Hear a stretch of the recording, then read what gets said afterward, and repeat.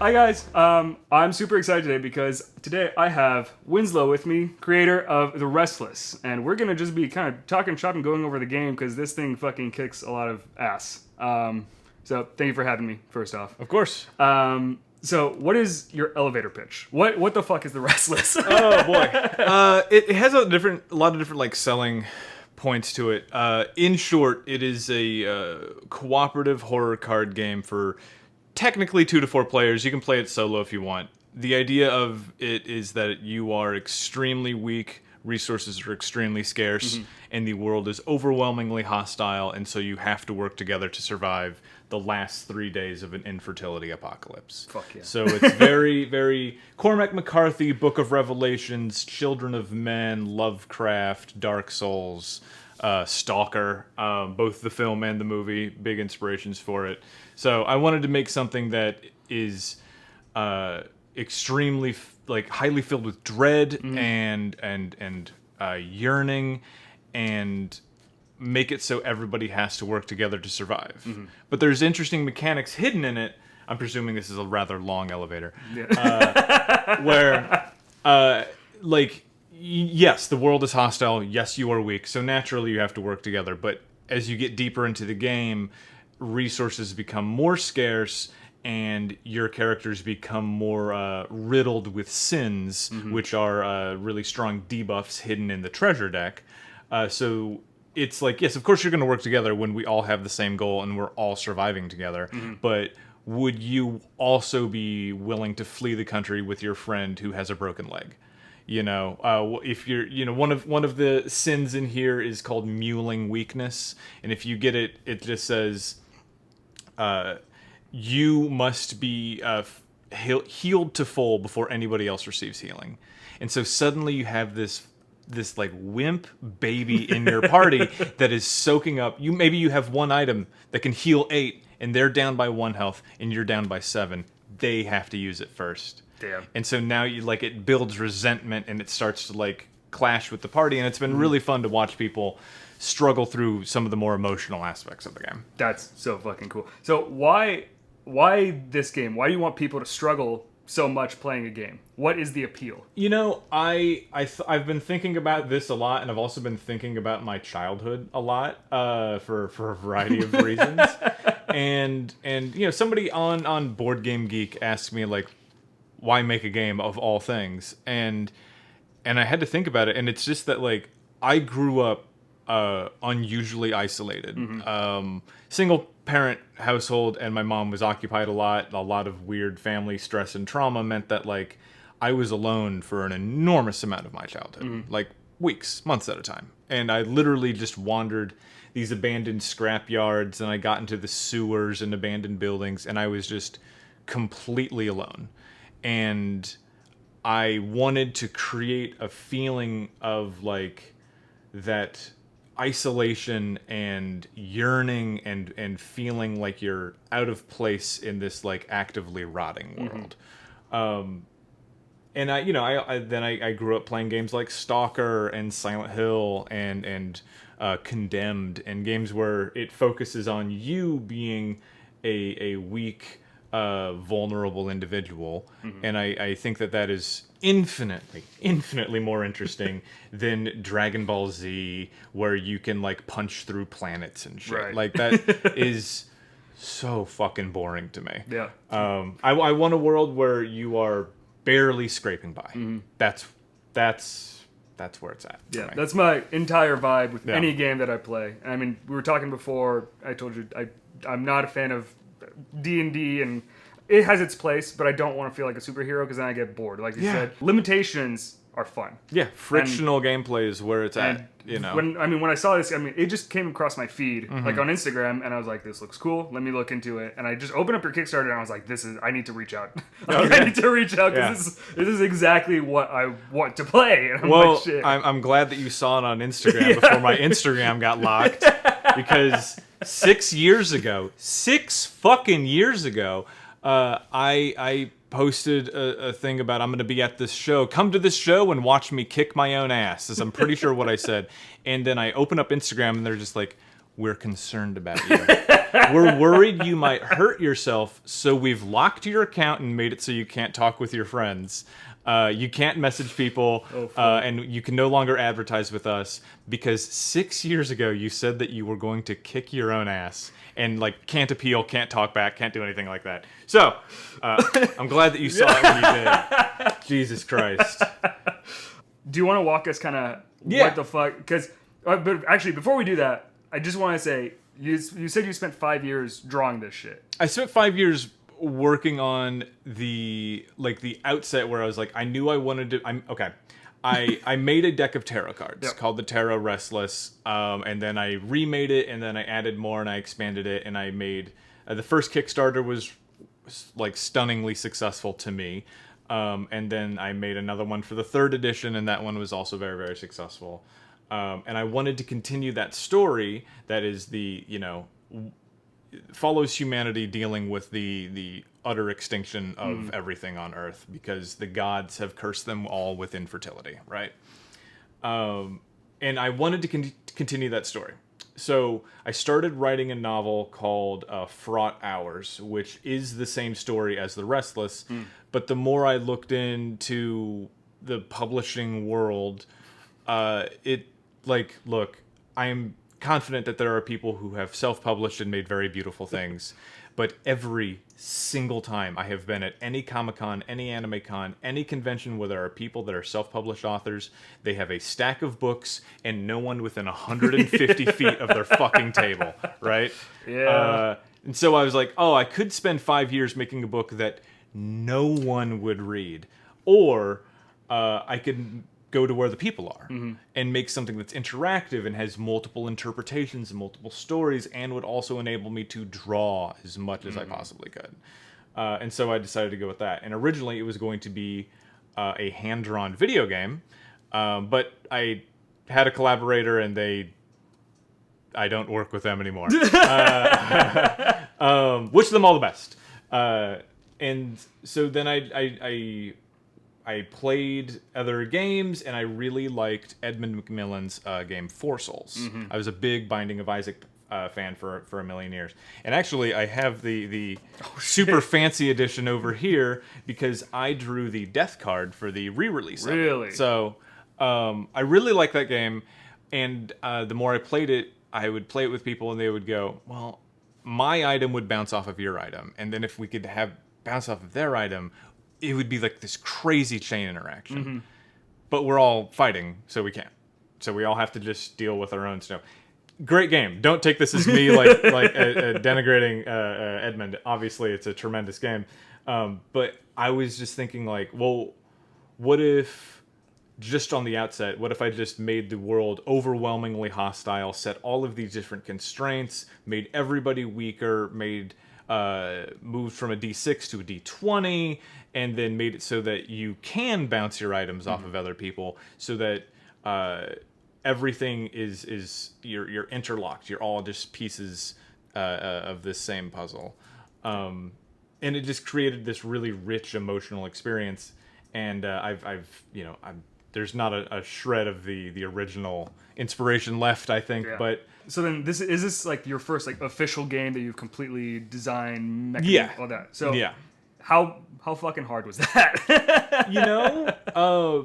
People will always they'll look at it and they'll just go, I could never do that. That's so much work. And I'm like, yes, if you were to sit down right now and do it all, it would be so much work.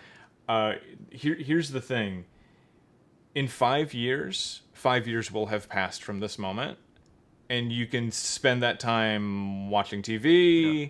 So I just spent that time differently. Yeah. And I have like a kind of a compulsion when it comes to how much I work on things. Because, I mean, there's a scene in the promo video where I'm talking about how much time it took to make all this. And the background are these time-lapse videos of me drawing every card in the game. And it's like thousands of hours. It's just a stupendous amount of time, right? But it's just one drawing at a time. You have one hand. That's all you're going to be doing. And so, like, I have every sketch of every different creature and every different person in the entire game. Oh, wait, this is actually a drawing of Graham Lineman, the crazy transphobic British guy. I was like, this guy he's like too ugly to comprehend. He's like a Innsmouth monster from Lovecraft. So I have just like, I started with all of this, just like sketching down every conceivable idea I could find. And then I, over time, made it into these are the, every drawing done with pen and ink.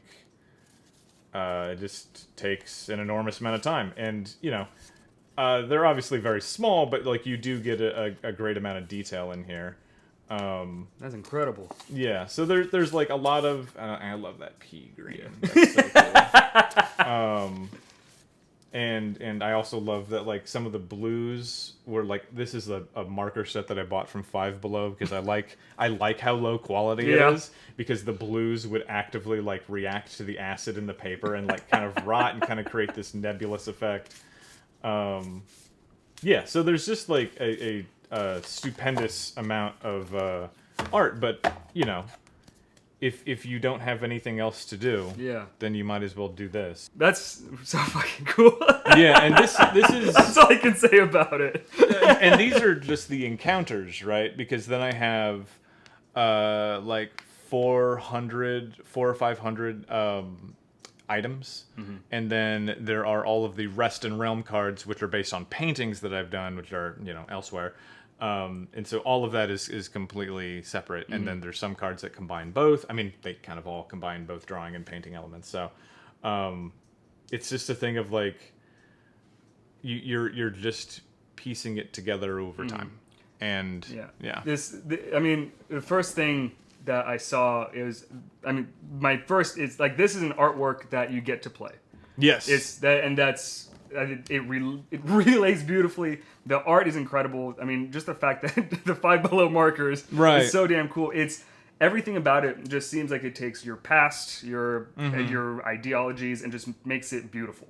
It seems badass. I mean, like I'm.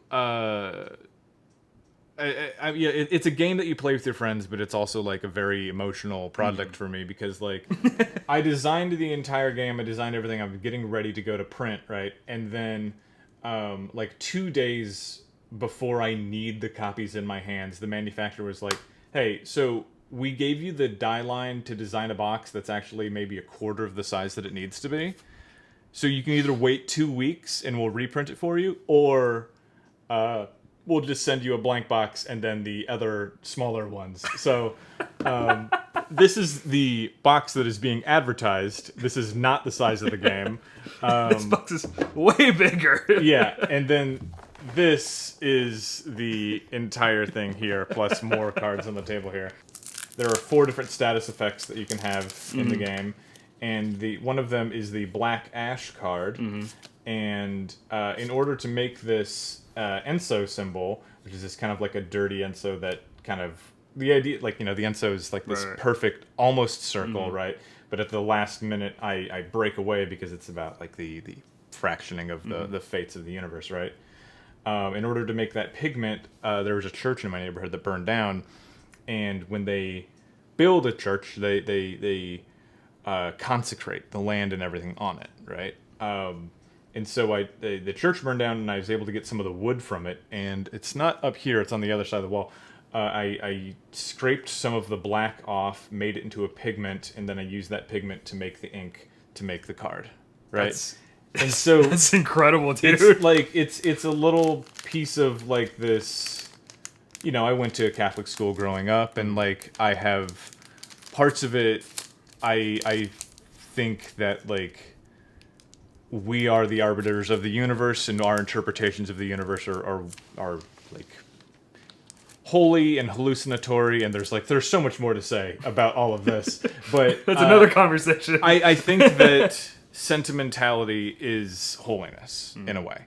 And so putting little pieces of myself into something is what makes something holy. Because, a wedding ring is just any other wedding ring, but if it has your initials and her initials and the dates, that is what makes that a irredeemably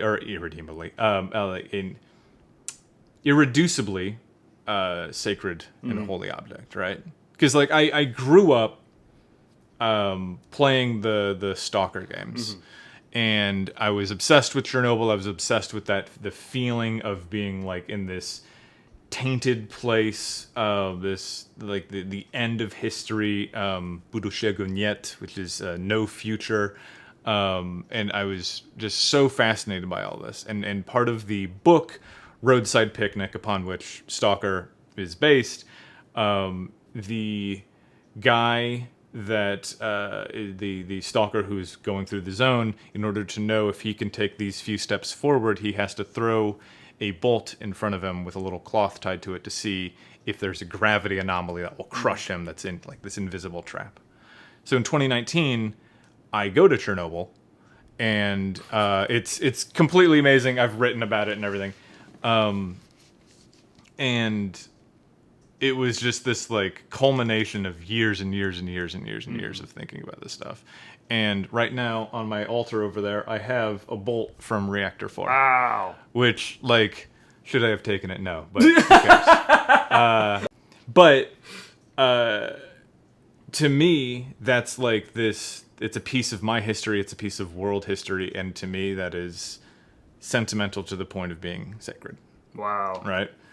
And all of that, plus, you know, you get like monsters and goblins. You know, like yeah. So I mean, it's like not only is this like, I mean, this is a piece of you. Like this is, you've literally put your heart and soul and your background and everything into this. And from what I'm seeing, it definitely shows. Yeah, there's you know, I did stand-up comedy for 10 years, and I still dabble here and there. But the first guy who ever really took me seriously as a comedian was this guy named Brad, and he ran a show at the Zoo Bar in Lincoln, Nebraska.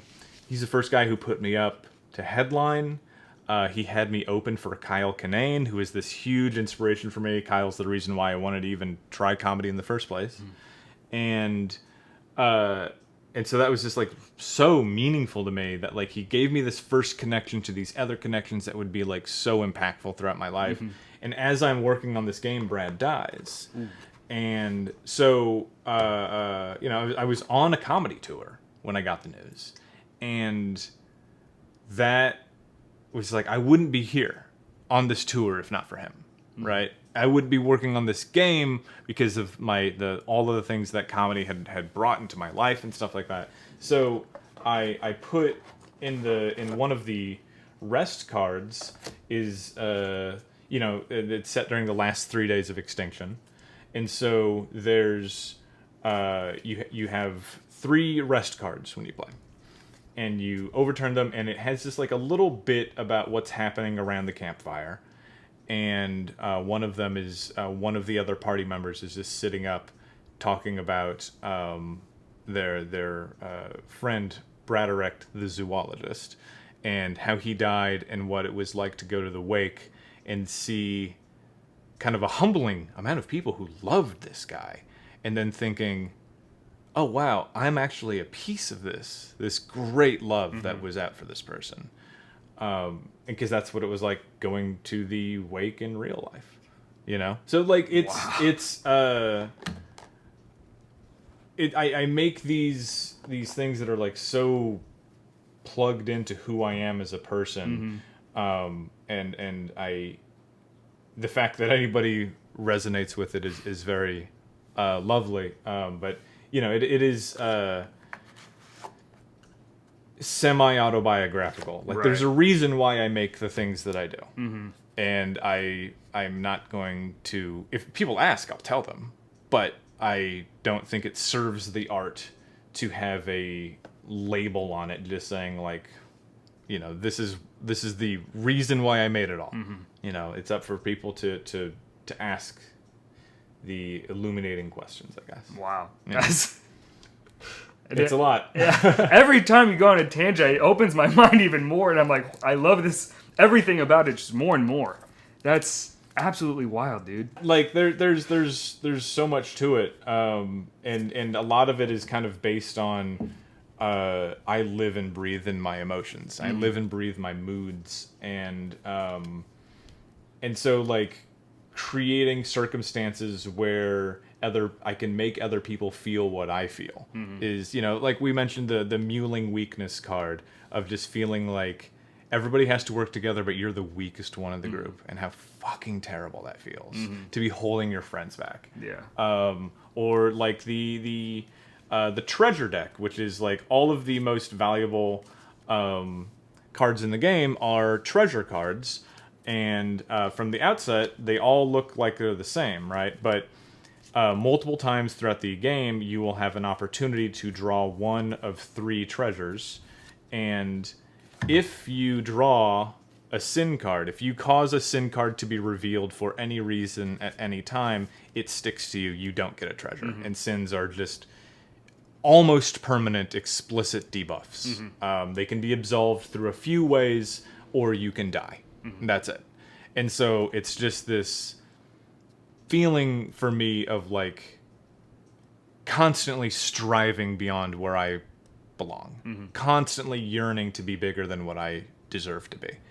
And so, you know, hidden within all of these cards are just different things that put you right back in your place.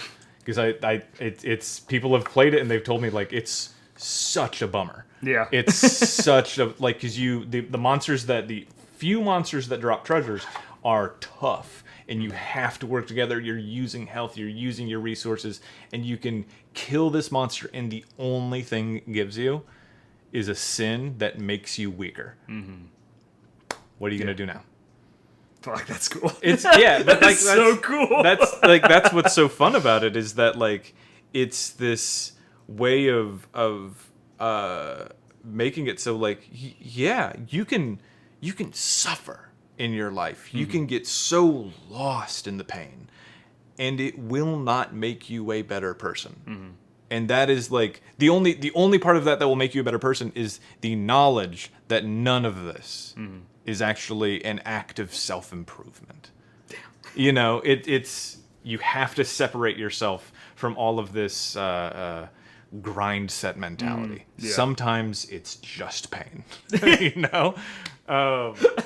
So you made a game of just pain. Yeah, I mean, there's rewards, and there's rewards for clever play and like interesting ways of going about it. But like, it's a game where sometimes you will just get punished. You know. Do you want to set something up and just kind of go through what each thing does? Sure. What is it? Yeah. How do you play? Super quick. Super quick version of how to play. There are 20 playable characters. You would draw 6 of them, and as a party, you would pick. Everybody picks one. You know, let's say you have 4 players, and you pick which ones you want to take into the fray. So we have the Rag, who is a scrapper. There's traits that get different bonuses. Any character can use any card, but I wanted certain characters to have bonuses, extended use for things that they're more familiar with, right? So we have the Rag. Every time, very, very weak character, can't carry a lot, very low health. But every time this character kills the target, they gain +1 max health. So that behooves the party to line things up such that the Rag is constantly dealing the last blow, even if it means that they are constantly taking a lot of risks, right? The Vigil, and this one is not as weak. It's definitely on the lower end. Has the ability to, let's see. Yeah, if any character has 1 to 2 health, this improves their ability to fight and dodge things, right? It also helps with resting, and it's a flexile. The Daughter is very cool because they have if an enemy is 1 health away, the Daughter can take 1 final shot at trying to kill them. The Judge allows you to re-roll different things once per realm. The game is based on 5 realms. The Rider is very good with ranged things and also taking second shots with rerolls. And the Crutch has this ability where so long as they are protected, they can heal people at the end of a combat. So let's just say we'd pick these guys right there. And there are a lot of other like sub interactions that are hidden throughout the game that aren't, I wouldn't really describe them as mechanics, but because the entire game is based on the text of the cards, there doesn't need to be keywords for every little thing. I didn't want it to be like Magic where it's like, I need to fucking study all this shit, right? So then we have the starter items. So again, you would put down 6 potential items here. We have the Harvest Kite Shield, just a straight up shield, 5 armor. Armor doesn't, it only deflects 1 point of health or damage at a time. So you'll still take damage, but you'll just take less for 5 times. So it's just a cheap shield. Petty Loathstone can be very fun and strong, especially if it's paired with the Rag, because on use, it's instant guaranteed 1 damage to the target, but then it adds this card to that target's drops. So if you wait until it's 1 point of health away and you just ding it with that, you'll get this back immediately. Then we have Primitive Spear, which can be used melee or ranged, and so if you have a guy like the Rider, this is a good way to use multiple uses out of it.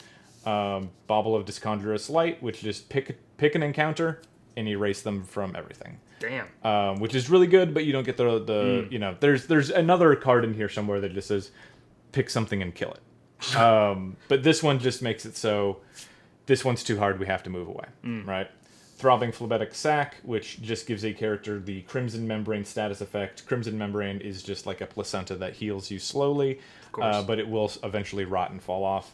And then Dog Shanks, which are just bits of dog meat that can only be used while resting, but it is a reliable source of healing.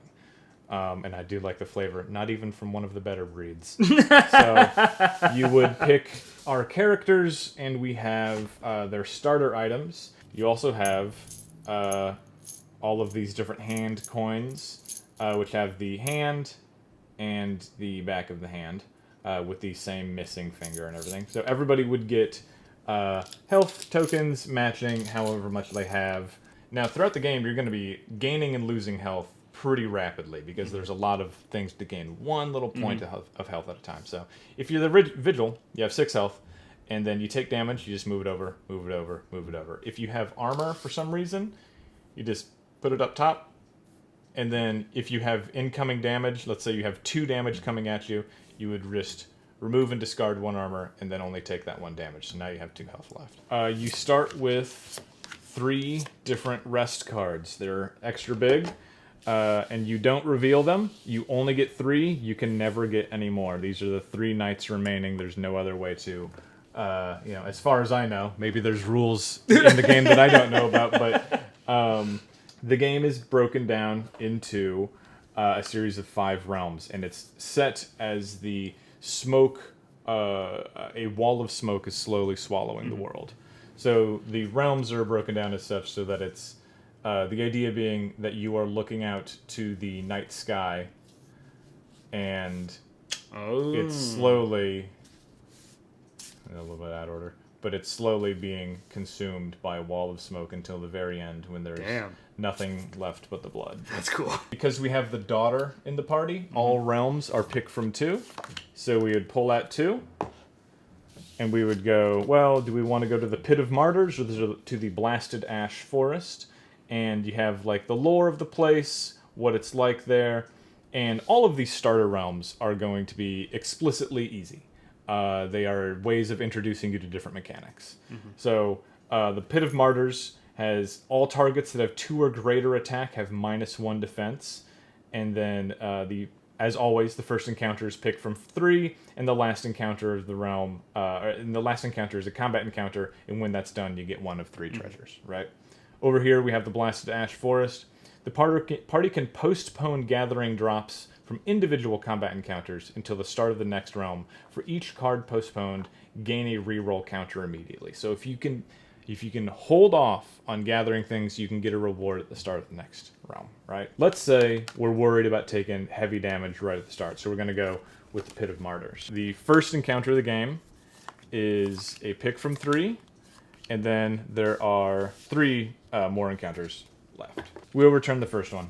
We have the Penitent Lord Statue Breaker, who's an interplanar, deals 2 damage at a time, has a shield of 10, which means that you have to roll to either hit 10 or more in order to hit him. If you are under that, he hits you. If you're doing a ranged roll, it's just, do I hit him? And then a dodge roll is, does he hit me? Mm-hmm. He has 14 health, and he will deal extra damage to any character with a sin. He has quite a good chunk of drops, but whenever this card damages a character, they must look at the top of the treasure deck, top at 3 cards of the treasure deck, and put them at the bottom of the deck. Now, you might think, well, who cares? I'm just looking at cards and putting them at the bottom. Mm-hmm. What does it even matter? If you see a sin card at any point in time, it sticks to you. Oh, shit. Because in this world, sins are not things that you do. It's just irradiation. You can just be born wrong. You can go to the wrong place. It's kind of a Chernobyl contamination. It can just stick to you, right? So he could really screw up your party. He has great drops. But if he hits you, if he hits every character once, you are looking through the first 12 cards in the game. That could be some very debilitating sins as your first encounter. And then you look at the treasure, and maybe that's another sin too, and you don't even get that treasure, right? Then we have the High Avowed Ormir. Hits with 2, easier to hit, quite a bit of health. When this card damages a character, they add a held card to the drop. So if we only have a few things, if we only have a few weapons, then he can just suddenly have all of our stuff, and then we're just plinking him from 1 health at a time as he slowly chips us away. And then he drops a bunch of reroll counters, which are not... They are exactly what they are. Just a reroll counter. The Wretched Gallus Loathbreaker. So she hits really hard, even harder to hit, not as much health. She's a human, just like the High Avowed Ormir. Every time this card damages a character, they must add a held item to the drops, just like the previous. But when this dies, the party gains 3 counters that may be used as increases to max health, armor, spell uses, or as reroll counters, or anything else that uses reroll counters. Whoa. And that last piece is really fun because you can, as a party, decide, like, you see here that this Throbbing Phlebitic Sac has 2 counters, right? So when you're playing the game, just to keep track, you would have 2 counters on it, right? Now, in the rules, it says that anything that doesn't specifically say that it has X number of counters but is a consumable is presumed to have 1 counter. So it's presumed to have 1 counter. It uses 1 counter. So if I have 3 counters that can be used for anything, there's nothing in the rules that stops me from making this Bauble of Disconjurous Light a 4 counter item that I can use 4 times. So with that, there's other cards in the treasure deck that just say there's Black Word Expunction, I think is the one that it is, and it just says pick a word and destroy it. Pick a word anywhere. If a card says kill a target, cannot target traitor gods, just remove the word cannot. Now you can kill the final boss in 1 hit.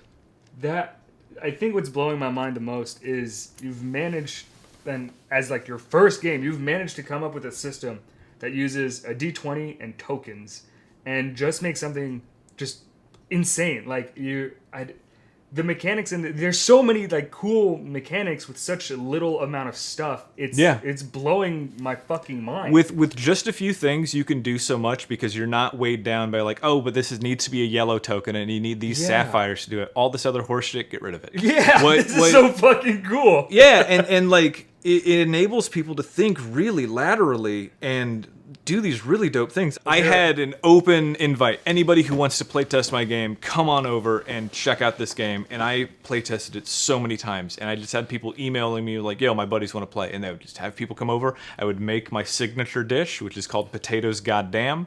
And I would have everybody over. We'd make dinner. We'd play. I had one group of people. And they have this card. I can't remember the character name.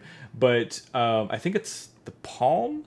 And her thing is, when a character dies, all of the items that they hold, normally they all just are added to the drops of the next encounter.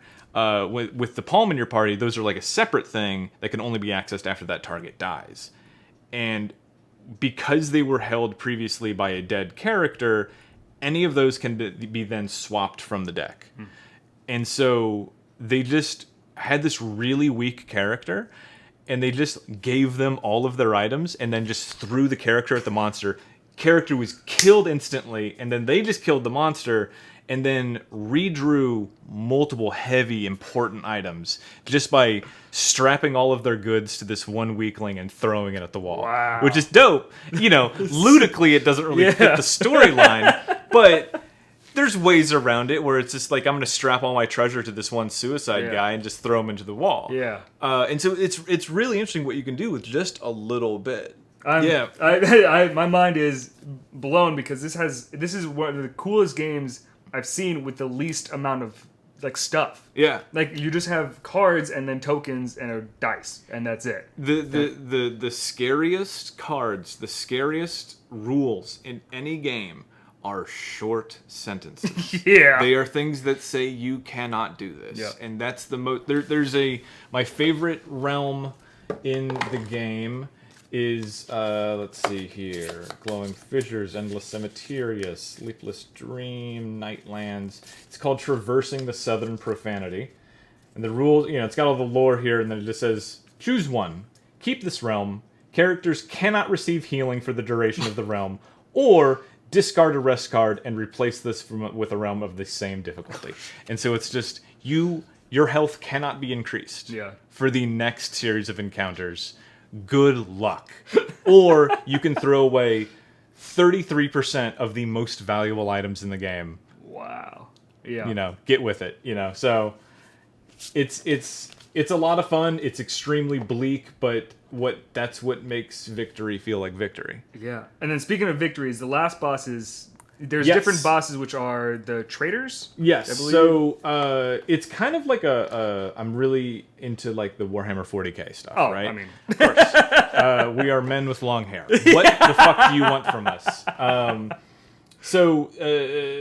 I like the idea of like there are some gods that are just like rotten and they're just like pure evil. Like there's one of these is nameless, suppressive, perverse presence. And it's just a masculine nightmare god, because a lot of this game is about like the evils and the trappings of the prison that is masculinity. Yeah. I also like the idea that some of these gods are just like so blindly self-interested that they don't realize that like they are the people sleeping in the bed and we are just the bed bugs and they're rolling over on us. And so we have these gods that like are trying to serve humanity, but in the end they end up brutally punishing us. So we have each god here is a potential for the final gods in the game. Each one has a different rule set here. So we have Sohm, and Sohm is the dread constellator of the devouring void. He has whatever it is, has like a passive rule for everything. And then it has basic rules that it doesn't have a straight up attack.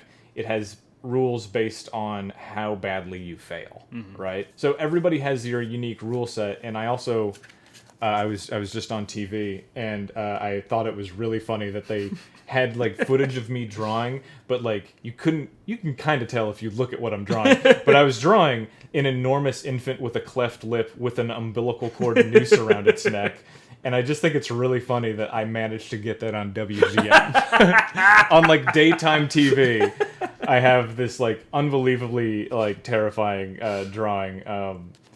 So yeah, everybody, and this is kind of like a new game plus god where you get rewards based on how many times you have played and defeated a god while playing this game. I'm super impressed. This is way cooler than I ever thought it would be, and yeah, you've managed to make something that is absolutely incredible. It's beautiful. The story behind it, the story in it is fucking awesome. And dude, just fuck yeah. All I can say is fuck yeah, dude. Yeah, man. Thank you. I'm having fun with it. It's on Kickstarter now. I had a goal of $20,000.